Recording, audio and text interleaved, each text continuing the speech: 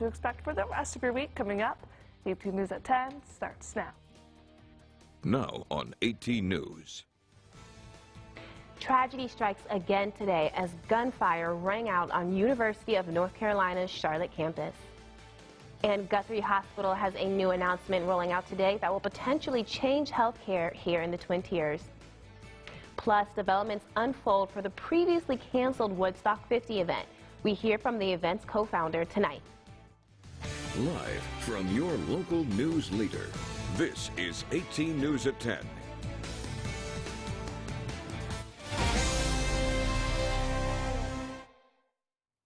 Good evening, I'm Alexis Victoria. Thank you for joining us tonight at 10. We start with breaking news tonight. 2 people were killed this afternoon in a shooting on University of North Carolina's campus in Charlotte. Medics said the 2 victims were pronounced dead at the scene. 4 people were injured in the shooting and 2 are being treated for life-threatening injuries. The other 2 have non-life-threatening injuries. A medic supervisor told an NBC affiliate at WCNC that a suspect is in custody. A federal judge has thrown out a former Penn State president Graham Spanier's child endangerment conviction less than a day before he was due to turn himself into jail. U.S. Magistrate Judge Caroline Milchick in Scranton, Pennsylvania, issued a decision late Tuesday that gave state prosecutors 3 months to retry Spanier. She agreed with Spanier's argument he was improperly charged under a 2007 law for actions that occurred in 2001. When he was responding to a complaint about Jerry Sandusky showering with a boy on campus. Spanier had been due to report to jail early Wednesday to begin serving a minimum sentence of 2 months. The 70-year-old Spanier was forced out as president shortly after Sandusky's 2011 arrest. 155 counts of rape, statutory sexual assault, aggravated assault, and indecent assault have been issued against 1 man in Bradford County tonight. According to state police in Towanda, Jonathan Wright had been sexually assaulting minors and extending family who visited his horse farm in Canton since 2013.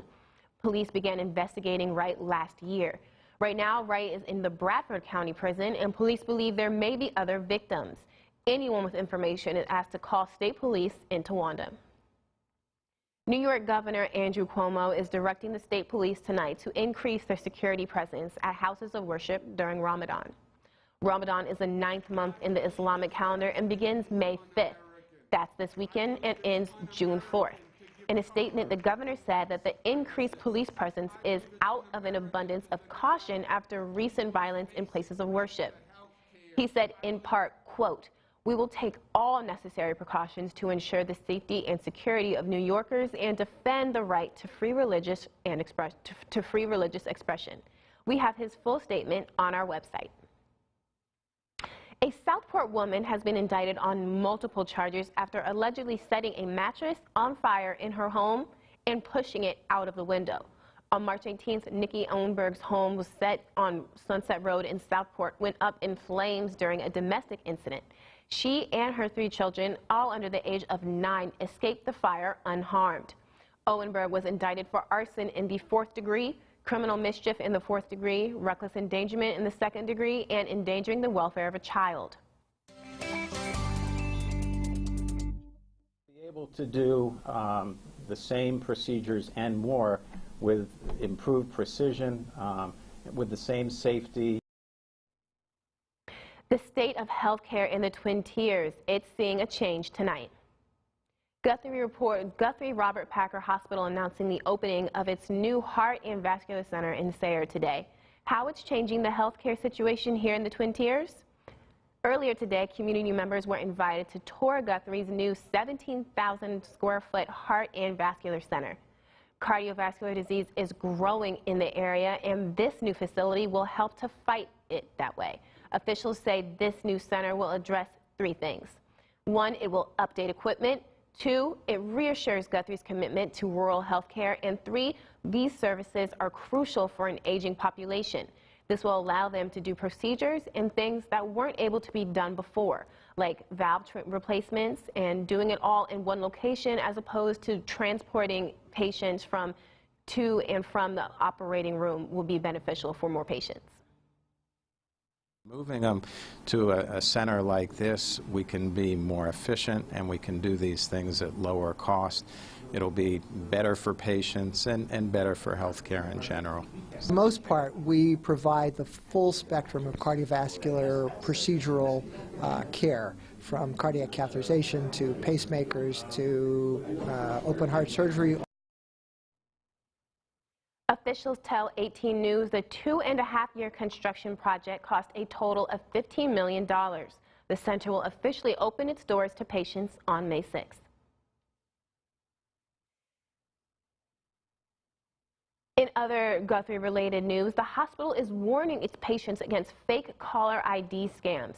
Recently, residents have received calls claiming to be from Guthrie and trying to get personal information and requesting payment for an outstanding bill. There are circumstances where Guthrie will contact patients.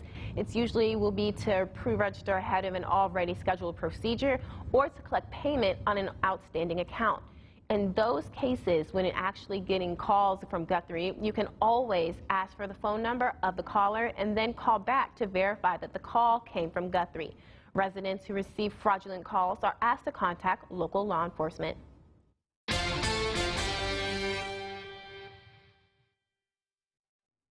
After a whirlwind of commotion surrounding plans for Woodstock 50, Michael Lang is releasing a statement to the public ensuring the festival will go on.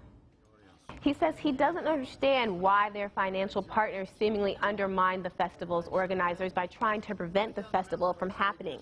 Lang says supporting the principles of activism and sustainability are too important to be derailed by short-sighted partners. Lang is insisting Woodstock 50 will take place as they continue to work with New York State, Schuyler County, and other parties to keep plans on track. Corning's Gaffier District has made it to the quarterfinals of the 2019 America's Main Streets contest. Along with Wellsboro, Pennsylvania, the public is invited to vote for their favorite quarterfinalists and move to a deserving Main Street on a step closer to the grand prize of $25,000 to support revitalization. Ultimately, 10 semifinalists will be rated by a panel of contest judges.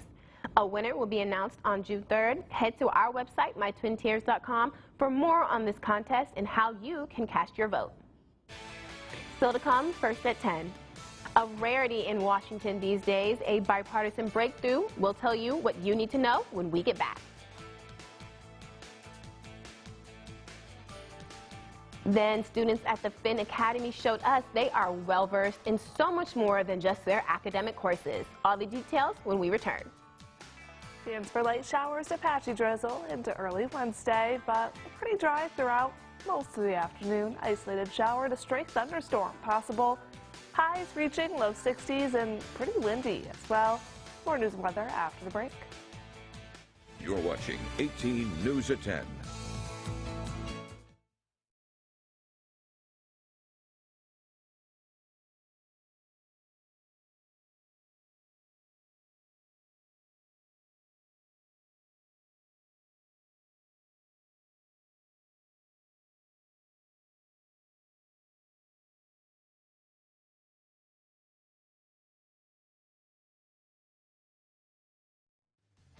Tragedy strikes again today as gunfire rang out on University of North Carolina's Charlotte campus.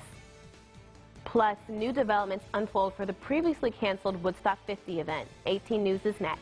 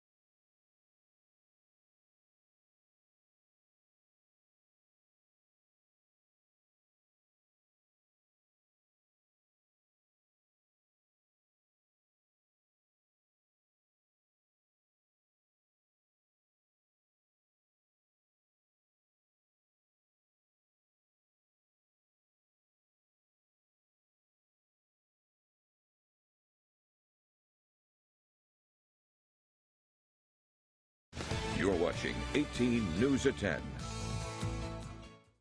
The first face-to-face showdown between President Trump and Democratic leaders since the release of the Mueller report ended with something hardly ever seen in D.C. these days, a bipartisan breakthrough. NBC's Peter Alexander has details. Tonight, after 2 years of bitter battles, a rare glimpse of bipartisanship. We just had a very productive meeting with the President of the United States. There was goodwill in this meeting, and that was different than some of the other meetings that we've had. The White House echoing Democrats' unusual optimism about today's meeting on infrastructure. That positive tone dramatically different than this confrontation in the Oval Office just 4 months ago, ahead of the government shutdown. You want to shut it down. You keep talking about it. The last time, Chuck, you shut it down. No. But on infrastructure, both sides saying yes. We did come to one agreement that the agreement would be big and bold.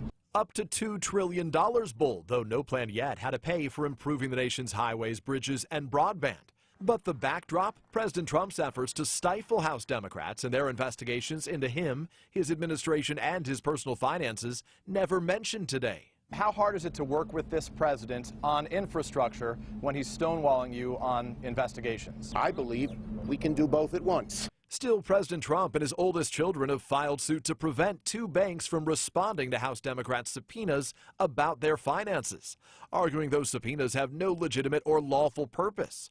Democrats remain determined. We're prepared to fight tooth and nail. The president's chief of staff pushing back. If I'm suing you on one deal, are you likely to do another deal with me at the same time? Probably not. That's just human nature.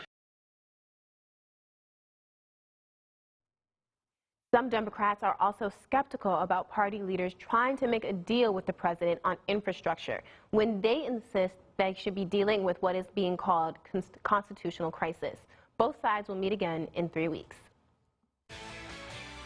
All right, Shelby, like you said yesterday, you were kind of there, but yeah. You said it's going to get better eventually, right? At least temperature-wise. Okay, we'll take that. Getting a little warmer for us. Starting tomorrow, continuing for the end of the work week, but still, that chance for showers is with us. All more and more else to expect after the break.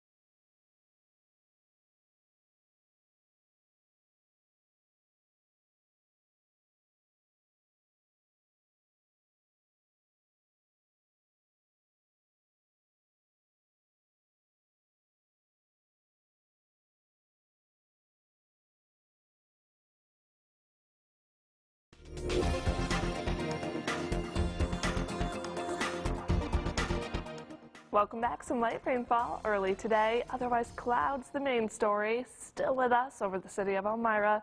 Mostly cloudy skies tonight, and we're pretty dry as for now across the Twin Tiers. There's a chance for light showers to patchy drizzle, though. Late tonight, that's pre-dawn hours. for Wednesday. And that will take us throughout our morning hours. That chance for light showers to patchy drizzle. Otherwise, again, clouds the main story for our Wednesday. Limited sunshine, but we're pretty dry throughout the afternoon. Warm front lifting through the region, though, that gives us a chance for showers. That's late day into the overnight. Couple rumbles of thunder also possible. That's heading into early Thursday. Thursday throughout the day, just a chance for some light showers yet again. Otherwise, another day with limited sunshine. Couple rumbles of thunder also possible again late day Thursday into the overnight. Storm Prediction Center keeps the Twin Tiers and just a risk for, again, passing thunderstorms. Nothing strong to severe expected for tomorrow. And rainfall totals will be staying light for us. Most of the Twin Tiers under a 1/4 of an inch, right around 1/10 of an inch for many of us. That's rainfall totals over the next 24 hours. Rain will stay light again for us for Thursday and still keeping that chance for showers and thunderstorms through Friday. But that does come along with warmer temperatures. Highs today reaching most of us low to mid-50s and around the Twin Tiers now we're in the 40s.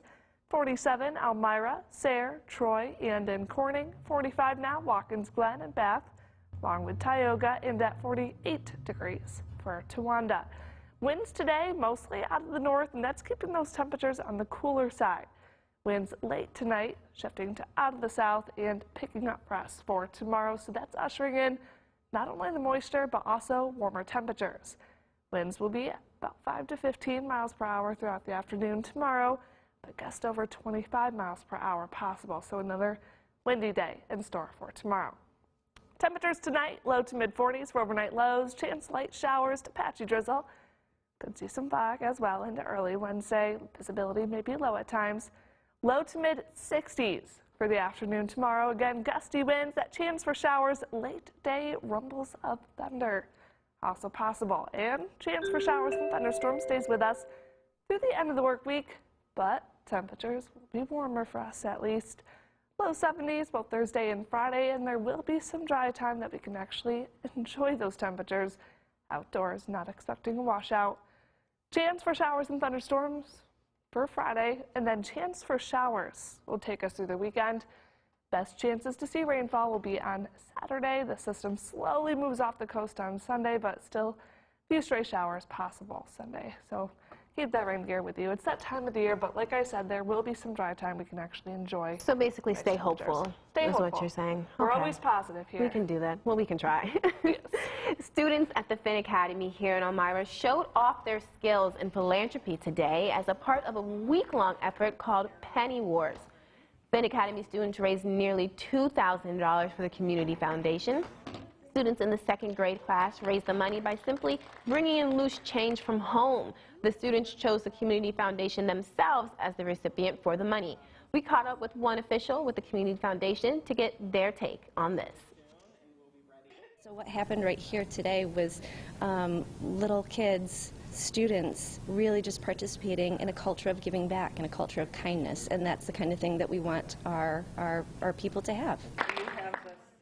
She went on to say that the money raised will go back into the community through youth-serving programs. The Community Foundation regularly donates grants to nonprofits in the counties they serve. We have a preview tonight for a special report that'll happen in our next show at 11. Take a look. By the end of the week, we're all kind of, ready for a break and just to be able to go to the gym and just have like a stress-free environment. Yeah, that's the main thing. It's, the gym is our stress-free zone. We call it the no drama zone. They lift the weights of Elmira's emergencies during the day, and at night they lift iron weights. This police officer and firefighter duo show how their strength and determination brings out the strength in pairs. 18 News reporter Julio Vela showed them at their home and at the gym and brings us their story tonight at 11. There's just one day left to register for the annual Elmira Downtown Cleanup. It's taking place May 11th from 9 a.m. to noon, starting at Windsor Park. Volunteers will clean streets, sidewalks, and more throughout the downtown district neighborhoods. Everything you need will be supplied. For a registration form, head online to our website. Still to come, first at 10. The Elmira entrepreneurs graduated at the Arnett Mall Art Museum. Today, we have their full story and all of the shareable moments.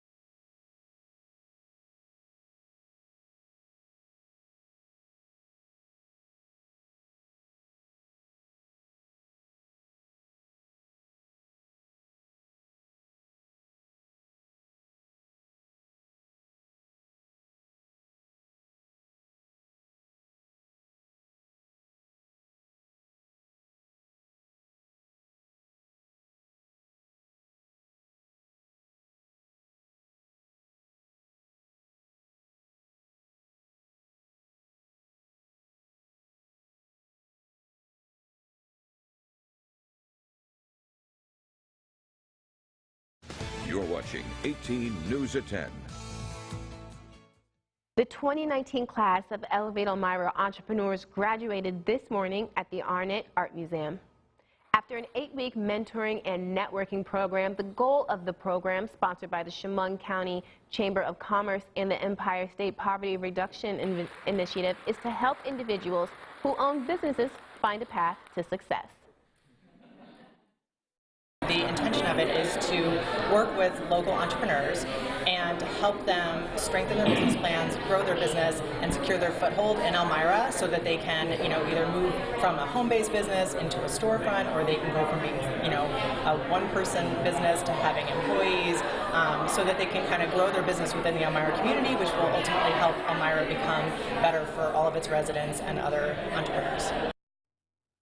The Chamber of Commerce will spend the next 2 years working with the graduates to keep them networking, help them build more connections, and ensure their overall success. The Walmart Supercenter in Horseheads, New York will be launching an online grocery pickup Wednesday, May 15th. Walmart will be holding a grand opening ceremony on May 15th at 7:30 a.m. in the back of their grocery store department. There will be a short ceremony followed by their first order dispense at 8 a.m. to kick off the start of their online grocery pickup business. There will also be a GOGP launch celebration with activities this Saturday prior, May 11th, to celebrate the upcoming launch and to educate their customers about OGP. Still to come on 18 News at 10. What one young woman is doing to ensure that every child gets to celebrate and be happy on their special day.